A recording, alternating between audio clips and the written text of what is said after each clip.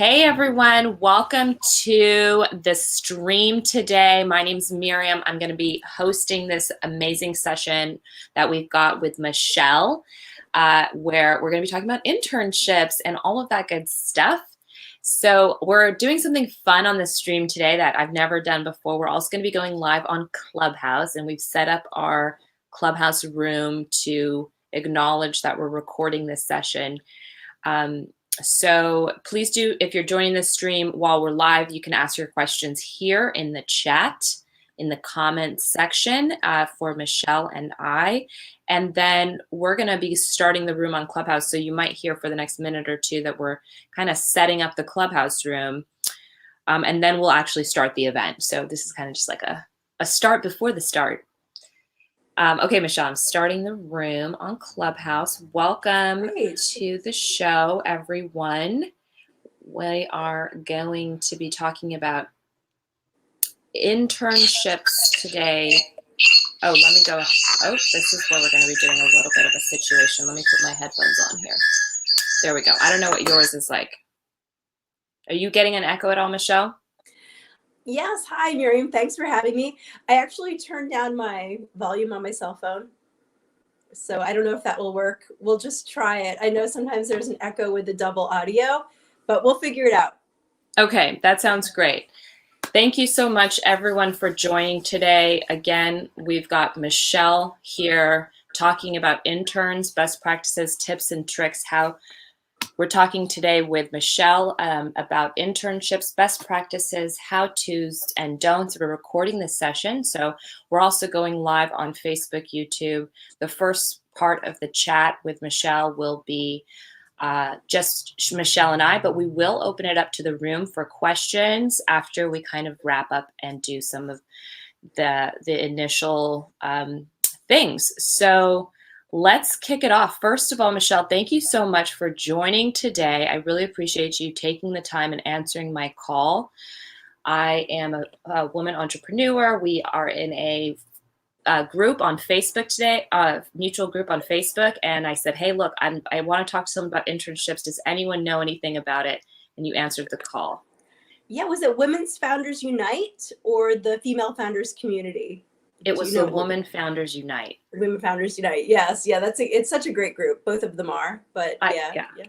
I love that group. And I just appreciate you stepping up as a fellow woman. And it's perfect because you and I have a lot of things in common. So I thought we could just start off, since this is our first time ever meeting, and you could just tell us a little bit about who you are, what you do, what brought you to this point in your journey.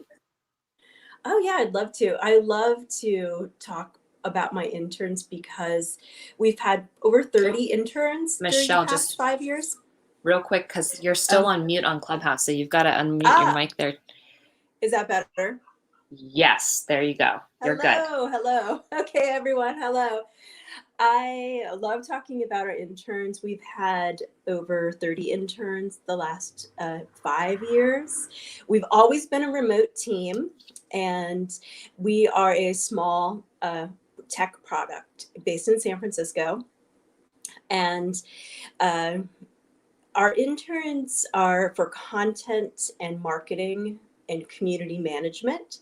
And I could talk more about this, but I just wanted to do a quick intro and say, that I'm based in San Francisco and that our team is 8 people. And usually we have anywhere from 2 to 4 interns. And I'm happy to talk at length about it, but you'll have to direct me and let me know like what exactly you're interested in hearing about. Yeah, no, I definitely have a ton of questions for you. I just wanted to give the opportunity for you to share a little bit about what you do to kind of set the zone or the stage. I don't know what you want to call it. Just as a frame of reference for people. Sure. Do you want to hear more about the products or? Yeah, I would love to hear in just real quick who you are, what you do, and what brought you to this point in your journey. Okay. Well, I am a writer, and previously, I was a women's magazine editor in New York and worked for Hearst for 8+ years, and then moved to San Francisco and started writing young adult novels. And during my publishing journey, I'd realized that not only publishing, was growing in, transitioning to online, but that book discovery was broken. And so I decided to, for many reasons, but I decided to go and earn an information science degree and learn how to code so I could basically build my own products and websites. And so I wouldn't have to spend on, asking other people to do it, or else I could direct them to do it for, much more cheaply than normal. So I had written my third and fourth books during graduate school. And also during that time, I started the content side of our product. And basically what our product does is it gives book recommendations based on books librarians like. And we create a lot of content, but we also aggregate content from others. And then we also, above and beyond that, take all of the data, the metadata that's, not copyrighted, but we take the metadata and have it in a recommendation engine called the Librarian Brain. And our recommendation product mimics the reference desk when you would go into a library and ask a librarian, what should I read next? So that's what our app does. It gives you 5 recommendations of books. And now I'm writing my 6th book and we're launching the 4th version of the product. We've raised a little over 200K, and it's just been a fantastic, exciting journey. And the rise of remote work and just the challenges of the past year have only made us better. It's been very, very exciting because we've just, met the challenges, and we have revenue and we have funding, and we've just continued to build product throughout this interesting time. So that is it. And okay, regarding our interns, I could talk at length about this, but I will say that the most important thing about interns is that it definitely has to be a win-win in a two-way street for both parties. So we have always partnered with schools, and our interns are doing their internships for credit. Mm-hmm. And we partner with iSchool, information science schools, where students are required to do an internship in order to graduate. Mm-hmm. So they are fulfilling a requirement they need to in order to get their degree. So also, I think that even before the pandemic, we were offering a remote internship. So it was a way for interns who needed to have a flexible choice in their internship to fulfill that requirement. Mm-hmm. So, and plus just the way that I manage the internship itself, usually there's 16 weeks over 4 months. And I feel that there's a lot of flexibility built into what we do. And I can go into, how we manage it and what we offer for skill sets, but we always tailor the skills to what the intern wants to do in their career. So they have, something, they're learning something, they have some sort of takeaway that they can use in the real world. Yeah. So, and okay. We're very unique because we're also a startup in San Francisco. So it's a different internship for library science or information science students. I feel like it's kind of a unique internship. Yeah, definitely. I'm so really excited to dive into all of that, and appreciate you taking the time and sharing. Congratulations on your success with the new app, and raising money is like a whole thing. So good for you. All right, let's dive into some of this internship questions. Again, we will take questions after we just do this part, since we're recording this session. So please do keep your hands raised, and we'll bring you up to ask your questions to Michelle as soon as we can. The first question I have, wanted to kind of dive Sorry. into what made you want to decide to bring interns along for the ride with you? Well, I feel that since our interns are graduate students, they they've been in the workplace before. They're really seasoned, so it's a way of hiring a really pretty experienced person for as it like kind of a trade, which in startups need to get creative, especially in their early days, in order to survive. And I will admit that during some of our uh, low points, sometimes our interns definitely got us through. And I feel that the tasks we assign them at the base are kind of like the outward facing tasks that make us seem anyway like we're chugging along and everything is normal when Right. when like in reality things are so much more tumultuous in the startup world. So um, that has definitely been a really wonderful thing about having interns. And I feel like I have sort of automated the process of managing the interns as well. And we vary a lot within this like framework of managing them. So we have a certain set of objectives that are in our description. And I'm happy to share this with anybody, Yes. but I think it's pretty public. Is if you go to the San Jose State University iSchool or Syracuse iSchool, believe it's on the public board, the job board, these lists of duties, but I'm happy to share any of this with anyone who's interested in talking further. So we have this list of learning objectives, which they need to give to their internship advisor. And it ranges from, content management, content creation, content curation, definitely social media, sharing everything across all of our channels. But plus there's a lot of outreach, finding content creators, finding competitors. And then there's the whole product side. We do UX for product, we do product research, we do user testing, and then we're doing a ambassador program to scale our app, so they're involved in the ambassador program. But I feel like what is unique about our internship is that they can create video or podcast book reviews, which in the library world is called book talking, and on YouTube it's called booktubing.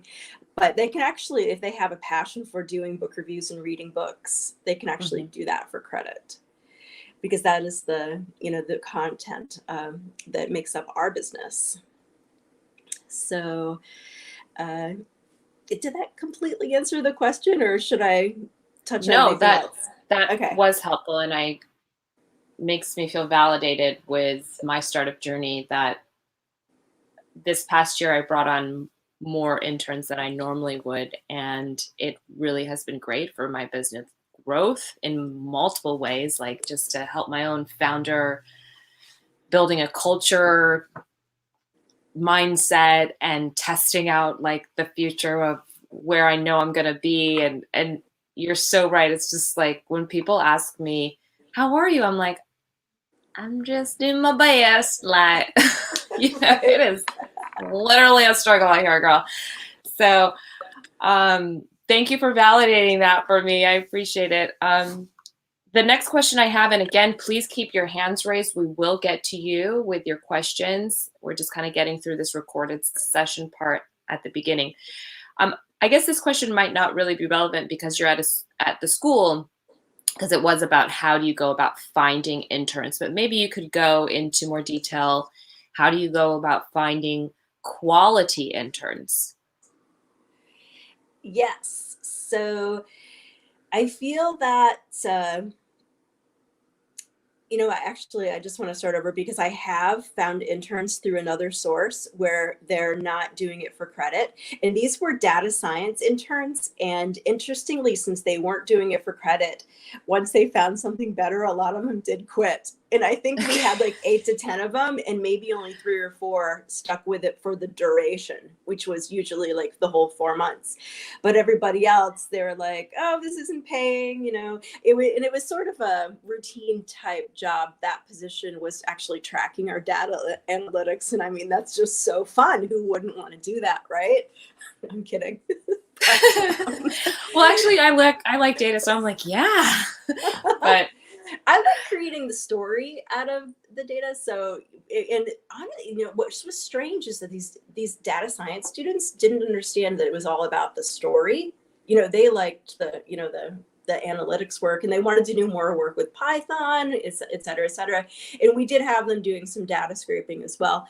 But this was through an organization, and the woman who runs it is no longer with that one, and she actually started her own company. So I do have a resource to share for this as well. But I honestly think that having the interns do it for credit locks them in. They are committed to 4 months. So I highly, highly recommend this. And I would just contact the schools in your area. Everyone has an office for their internship program. And for instance, we're looking for an intern right now that is almost like not like a CBO. Wait, hold on. Someone who would do our, help with our valuation and our numbers, and to be almost like a business manager. So we were going to the business schools and posting there. mm-hmm. So I mean, they definitely exist, and there's definitely a need because people want internships, even if it's just for 2 to 4 months. I would say keep your expectations low, though. Okay, thank you. Yeah, that's good. Tell me a little bit about your hiring practices. Like, what are the steps that you do from, okay, you post the job, and then what? Interns reach out on a rolling basis over the course of, maybe 2 to 3 months before we hire. And like, for instance, right now I'm hiring for summer. So I'm starting the phone interviews. And so for the first step, we schedule a phone interview. And if it goes well, and it usually does 99% of the time, I really like what I hear, and I extend the opportunity. And it's really easy, because I feel like just the fact that they're in a graduate program is it's like a form of vetting them out. So we extend the offer, and they accept. And then during the first week, I just have some little ask questions while we go along. Okay, how long is the phone interview? 15 minutes, 30 minutes? We're chatting for an hour? Usually 15 minutes. 15 minutes. Okay, yeah. Perfect. Sometimes and then it goes over, but not really. We're extending the offer. Is that a formal letter that we're sending them? Is it an email? Actually, I do have all of this formatted, so in a Word document, and it is just an email, and with the similar language, asking them, we'd be happy to say, we'd be happy if they would join us for the next semester as an intern, and it's very formatted in the beginning. The whole onboarding process is very formatted. The hiring and everything, we keep it as consistent as possible. So definitely create templates and keep them in Word docs, or wherever you would do that, and just reuse them. We do this with our entire internship program. We have templates for everything. Right. Okay, so then you hire them, or they accept the offer. Do you then get like a packet, like an onboarding packet? Welcome to the team, like welcome to the squad. Like, what does that look like? What's the next? Sure. So before the week before the internship starts, we always send them an NDA, because our tech is proprietary. So everybody who works with us at all signs an NDA, and that is a templated form as well that's been vetted by legal. So once we get that back, then we, like, the very first week of class, we send them our onboarding, and That includes some company history. It includes all of our social media so they can, see, what we're doing. It includes our website. It Mm-hmm. includes some demo videos of our product and, me at some conferences. And it's just that I know a little bit of our history, which is ever changing. And I talk a little bit about my working process as well, because this is key, especially for busy founders. I only make myself available to employees on busy days. I'm sorry, I only make myself available to employees on certain days because I'm so busy. So usually I am posting tasks for interns on Sunday or Monday, and then we Mm-hmm. check in again on Wednesday or Thursday. But the other days, they know that unless it's an absolute emergency, that even if they email me a question, I won't respond until the following, let's say Sunday. So today, I am posting tasks for employees and interns. As a founder, I just do that on Sundays so that when my employees log on Monday, they're ready to go and they're not waiting for tasks. So I Yeah. include our interns in, like, the interns are basically employees. Right. And yeah. So Are you using Asana, Monday, Airtable, Basecamp? What's your project management?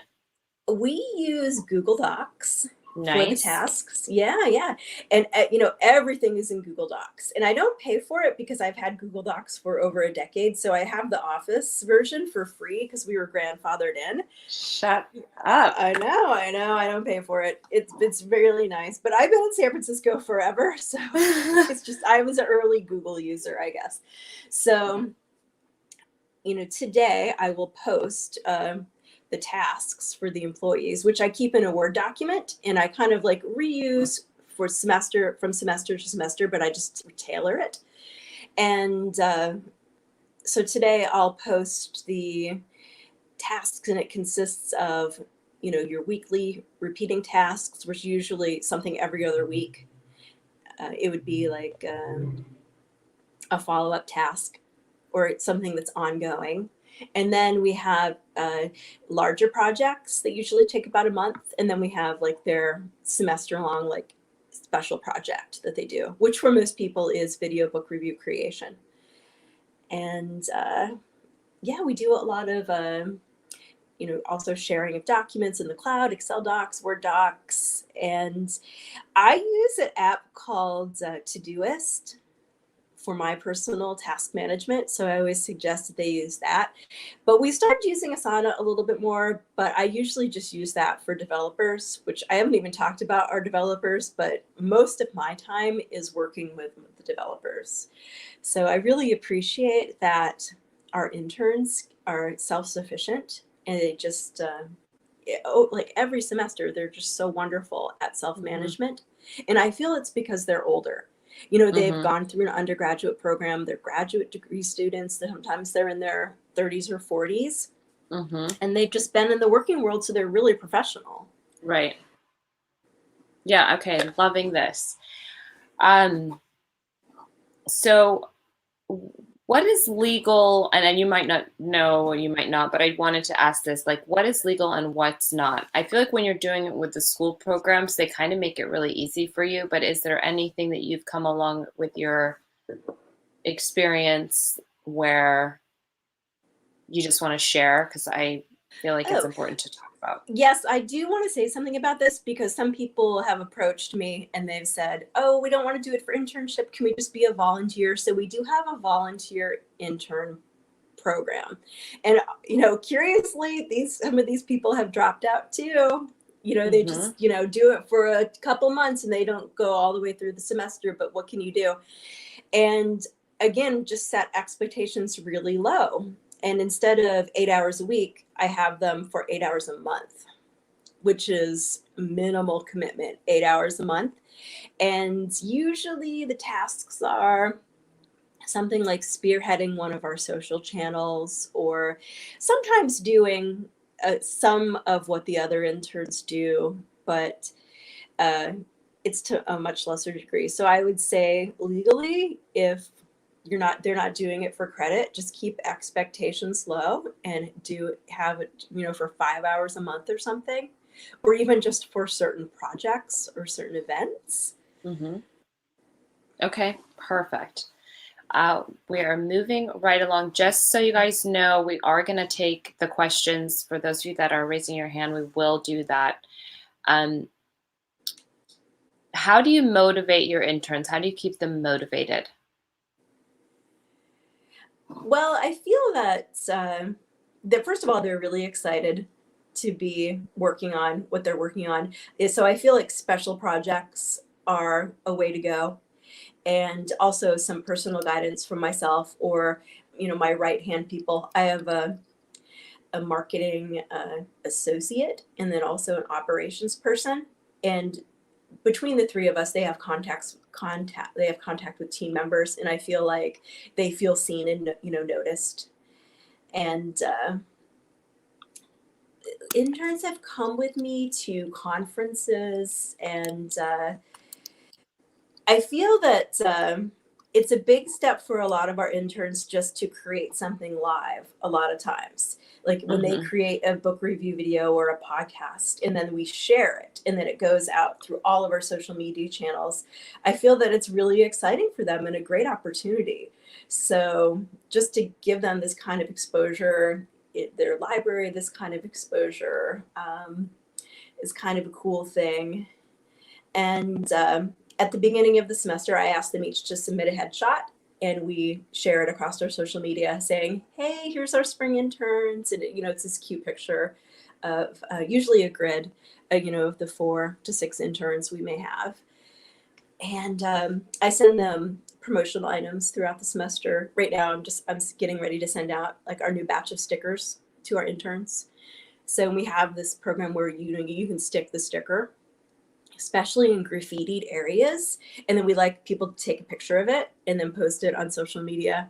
So just these fun things to get people involved, I feel really helps. Yeah. Okay, well, I feel like we've chatted quite a bit and people have been very patiently waiting to ask you a question. I've been selfish with your time and I want to open it up. So we're going to end the broadcast here on StreamYard that's recorded. So people can get in touch with you, I assume, on michellezaffino.com. Yeah, info@inthestacks.tv or go to mylibrarian.co. And feel free to reach out to me on LinkedIn is usually the best place, but be sure to, note like where you saw me or how you came in touch. Yeah. Well, thank you so much. We're going to just open it up for questions now on Clubhouse. And we hope that for those of you guys that have been joining us watching live, you enjoyed it and learned a little something. Reach out to Michelle if you have any questions.